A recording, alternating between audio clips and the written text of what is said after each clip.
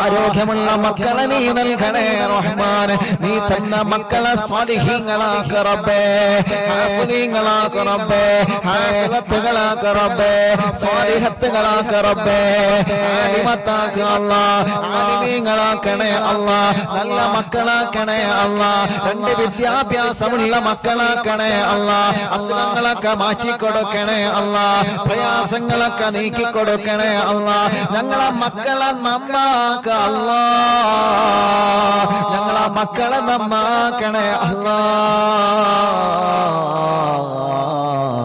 ഇന്ന് കണ്ടില്ലേ നിങ്ങള് ഒരു അപകടം സംഭവിച്ചത് കരിമ്പയിൽ, കണ്ണീരായി കരിമ്പയിൽ ഇന്നൊരു അപകടം നടന്നു. പടച്ച റബ്ബേ, പരീക്ഷ കഴിഞ്ഞ് ഞങ്ങളെ പ്രിയപ്പെട്ട കുഞ്ഞുമക്കളെ വീട്ടിലേക്ക് മടങ്ങുന്ന വഴിയിൽ അപകടം സംഭവിച്ച് കുഞ്ഞു പൂമ്പാറ്റ മക്കൾ മരണപ്പെട്ടു പോയി.